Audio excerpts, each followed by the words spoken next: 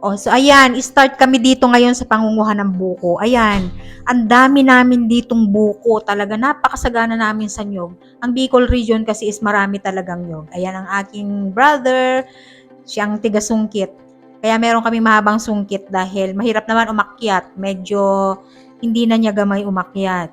Ayan, kaya every time na gusto namin kumain ng buko dito, susungkit lang kami. At hindi kami bumibili. O dito tayo sa bandang likod naman ng aming bahay kubo. Ayan po, napakadaming bunga ng aming langka dito. Hindi na yan pinapansin. Talagang ang mga bunga ng langka dito, nahuhulog lang, nasasayang. Sabi ko nga, dito bumibili ako. Dito sa lugar namin bumibili ako. Pero dito pag umuwi ka ng Bicol, ay sus, ayan po, o ayan, nasa lupa lahat ang mga langka. Ayan, sabi ko nga sa kanila, bakit hindi nila kaya ibenta? O, ayan naman si Madam, ayan, at talagang hinayang na hinayang sa mga natatapon na mga pagkain dito.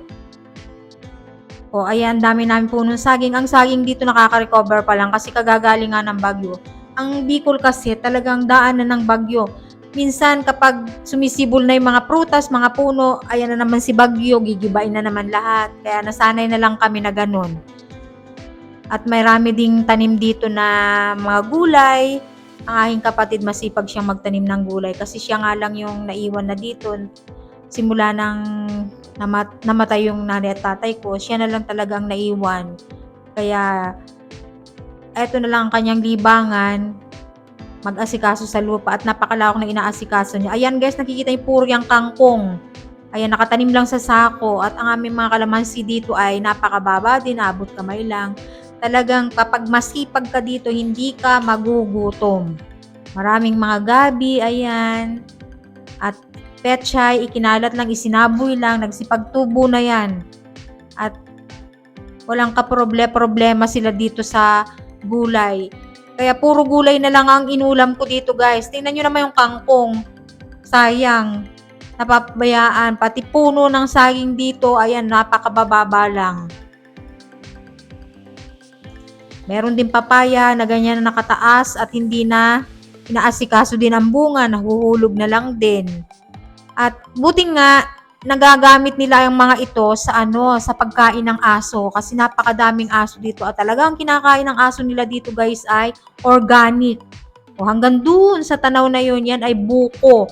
Ganyan po karami ang niyog namin dito.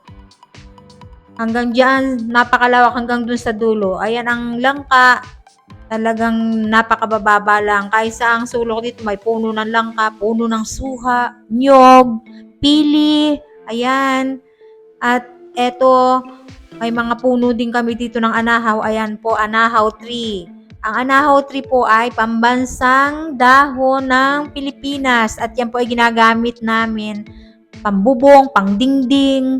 Kaya ang aming bahay nung araw ay puro gawa sa anahaw, ang aming bubong. Ngayon na lang naman tinamad yung mga tao, lalo yung kapatid ko medyo tamad na siya na ganito pa ang gagawin niya. Hindi na niya rin maasikaso masyado ang lupa. Ang lahat ng tanim. Kasi nung araw po, nung buhay pa yung tatay ko, talaga napakalinis dito. Mas maraming tanim. Mas maraming prutas. Kaya nga lang ngayon dahil marami rin siyang ginagawa, maraming trabaho yung kapatid ko. Kaya napabayaan minsan, masukal na siya. Kaya hindi na ako makapunta sa banda dun sa dulo pa. Kasi medyo masukal na, kaya hindi ko na maipakita sa inyo kung anong meron pa doon sa dulo. Basta't ito pong aming kubo dito ay ganito kalawak ang lupa at maraming tanim at parang gubat na din. Ayan, may mga kawayan, kumpleto. Kaya minsan po kapag umiuwi ako dito, talagang tuwang-tuwa ako kasi bumabalik lahat yung alaala ko nung kabataan ko dito. Kasi pambihira din lang ako umuwi kasi last na uwi ko dito sa Bicol ay 2019. Ayan, tapos ngayon lang uli ako 2026 nakabalik. Ganun katagal. Kasi magpe-prepare ka na mahabang panahon sa pag-uwi dito, hindi naman basta-basta dahil nga malayo. From north to south. Nasa norte ako ngayon, uwi ako ng south. Ayan. O, ito po hulaan po ninyo kung anong prutas ito. Meron din kami dito. Ito po ay maraming benefits. at pwede siyang gawing juice, nagiging gamot. Ayan. Nakasabit-sabit lang po yan sa paligid ng aming bahay at hanggang ang wire ng kuryente dito ay sinabitan na rin. Ayan, wala pong gumagamit niyan. Huhulog din lang yan. Talagang sayang ang mga prutas dito. Imagine po yung suha dito sa amin, napakatamis. Lahat nung dumating ako, nakalaglag po sa lupa yung mga bunga. Nang hinayang ako kasi dito po sa amin sa Tarlac, binibili ko pa yan sa supermarket kasi pag minsan yung pomelo dito ang mahal. Ang mahal ng pomelo. O ito ano naman ito? Ayan, hulaan din ninyo kung ano yan. Nakakain din yan, pero sa ibang lugar. Dito po ay hindi ko naman na-try kumain. Basta ang alam ko lang sa dahon na ito, nung araw, nung elementary grades ako, ay pinang-iis-is po namin ito sa upuan namin sa school. O ayan naman, ipapakilala ko sa inyo ang isang mahiwagang puno ng lubi-lubi. Ito pong lubi-lubi ay masarap na gulay. Talaga ito po ay sikat dito sa amin sa Bicol na ginugulay. Napakasarap po niyan gataan. Ayan yung talbos po ha, hindi ganyan. Magulang na po ito. At meron din siyang buto pwedeng itanim. So, nagdala ko ng buto, try ko kung tutubo dito sa Tarlac. Ayan, tingnan nyo naman guys, yung prutas na yan, oh, andun na sa taas. So, paano kasi sipagin na pag-ani ng ganyan? O, kaya minsan yung nagtagaputol ng mga puno dito sa daan, talagang tinatanggal lahat yan. Talaga napakasaya umuwi dito. Kaya kung kayo ay probinsya, ay umuwi na kayo. And then, eto naman, pasok tayo sa loob ng kubo. Ayan, ito po ipapakilala ko sa inyo ang napakarami nilang aso. Siyempre, aso na rin namin kasi dito naman talaga ako. Ayan. At para po sa kaalaman ninyo, wala po sila ditong askal na aso. Ganyan po dito. Imagine guys, nasa kubo yung mga tao, pero ang aso nila puro imported. Pati pusa. O ayan, napakagaganda po ng mga aso dito kasi nga, maganda ang klima at ang kinakain po ng mga yan ay organic. Never po yung kumain ng mga dog food. Kung bibilihan din lang ng dog food ay napakapambihira lang kasi hindi po talaga nila sinanay sa pagkain ganon. Ang kinakain po niyan ay fresh na gulay at fresh na isda dahil nga dito sa Bicol ay sagana po sa isdang sariwa. Wala pong binibenta ditong bilasa. Pagka ganon na po ang isda, hindi na po yan ibibenta. Kaya dito dahil maraming gulay at prutas, yan ang kinakain ng aso para din silang baboy. At tingnan nyo naman guys, oh, ayan. Kaya ang katawan nila talagang ganyan, nakikita mo yung ribs. Kasi hindi po to pinapataba talaga kasi ginagawa nilang palahian. Ayan. Dahil dyan din sila nagbibreed ng aso, yan ang ginagawa ng inahin. Tsaka ito po medyo nagkasakit, kaya buti nakarecover na siya. Kaya ang ngayaya talaga. Ayan po ang kanyang German at ito naman ay ang kanyang Labrador.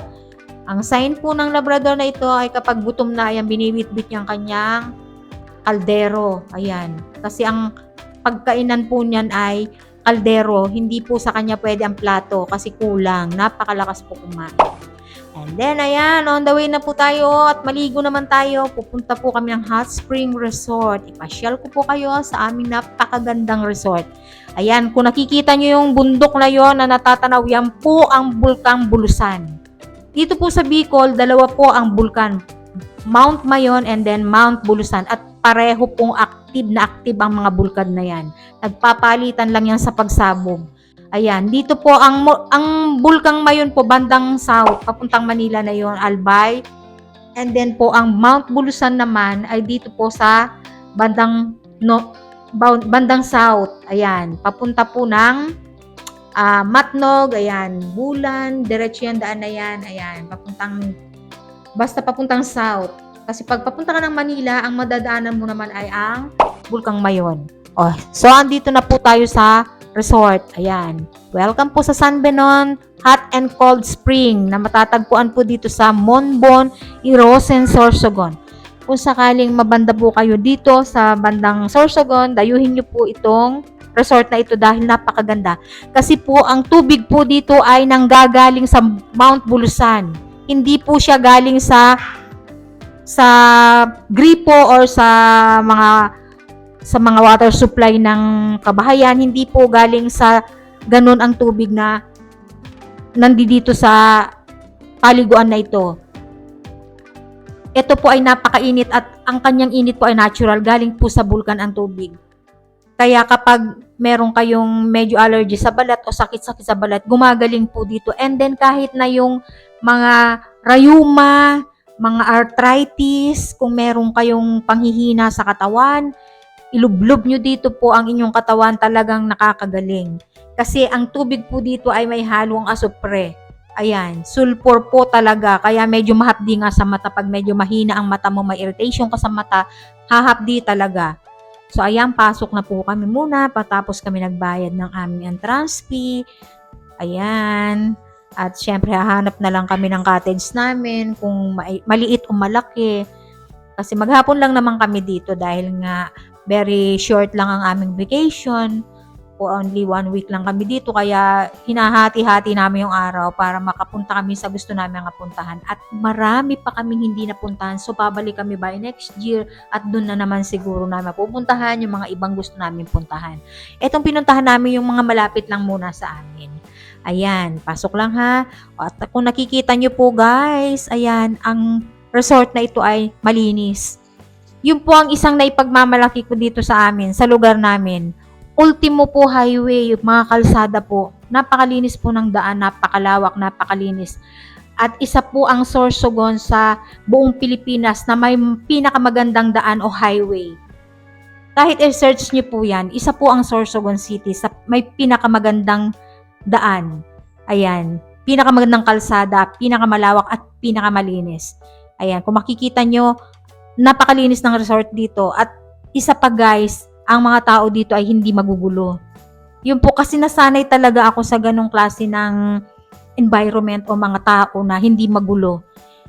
Wala kang makikita dito na babastusin ka or yayabangan ka. Walang ganon dito. Kaya minsan i-compare ko yung nature ng mga tao. Pag nasa ibang lugar ako, lagi kong hinahanap yung ugali ng tao sa amin. Kasi nakakalungkot isipin na may mga lugar na ang yayabang ng mga tao, ang babastos. Kaya dito talaga guys, subukan nyo, try nyo pumunta ng Bicol. Talagang ma-appreciate nyo yung mga pag-uugali ng tao. Hindi ko nilalahat kasi sa lahat naman ng lugar merong mga bad and good, pero karamihan po, 90% or 80% ng mga tao po dito ay talagang mapagrespeto po sa kapwa. Ayan.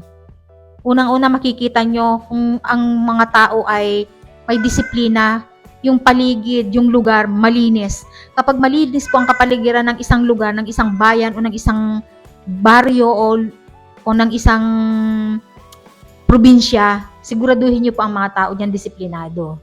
Ganun lang, makikita yan lagi. Kapag madumi ang isang bayan, ang mga tao po diyan ay hindi disiplinado. Diyan po makisukat at makikita kung gaano kaganda ang isang bayan at kung gaano kabuti ang mga tao. Ayan, meron din ditong kainan. Pwede rin kayong kumain. Kung gusto niya, pwede naman magbaon. Ayan, ang paligid dito sa resort na ito ay ganyan. Ganyan katahimik, ganyan kaayos, at hindi magulo. May mga tao dito, napakadami, pero makikita mo hindi magulo. Karamihan din ng mga tao dito, dayo. Kasi dayuhin ito talagang pasyalan po ito ng mga bakasyonista. Pero syempre, ang mga nagbabakasyon din naman karaniwan, ay mga taga rito din na hindi na dito nakatira, umuwi-uwi nilang katulad namin, ayan. Kaya gustong-gusto ko po umuwi ng probinsya namin every time, every year, kung pwede ko lang gawin, uuwi ako. Sabi ko nga, kung ako lang ang bibigyan ng chance na dito na lang manirahan sa amin, hindi ko po ipagpapalit ang lugar namin, sa totoo lang. Hindi ko po ipagpapalit ang mga ugali ng tao dito sa lugar namin, sa totoo lang. Ganon. Kung papipiliin ako, mas pipiliin ko po ang Bicol kasi dito ang probinsya ko. Tsaka dito ako mapayapa, dito ako nakakatanggap ng pagrespeto sa tao.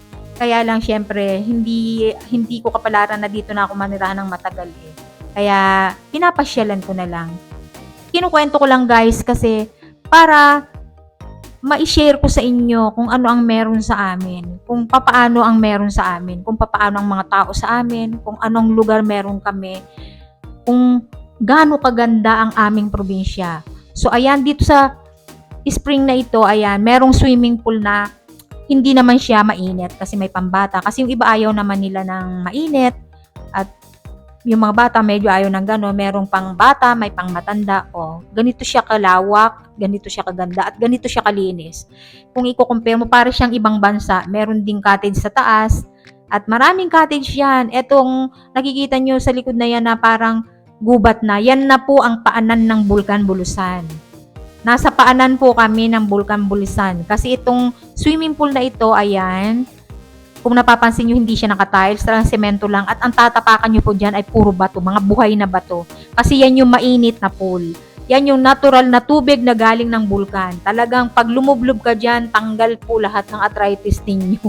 Ayan. Ang gandang maligo dyan.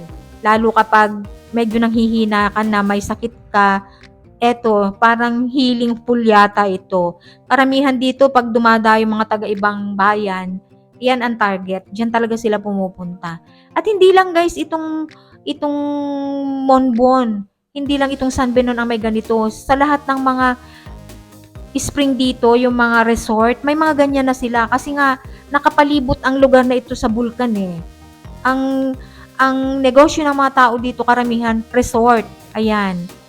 Pero meron din silang pool dito na galing sa ordinaryong tubig, na galing sa mga gripo, ganyan. Eto lang, etong hindi naka-tiles, yan yung mainit. Yan yung mainit na tubig. O yan, guys, bulkan na yan. Yan, paanan ng bulkan, gubat na yan. Ganyang kapresko na akala mo akala mo talaga swimming pool sa loob ng gubat. Ganun kaganda, napakaganda. And then, hintayin ang part 3.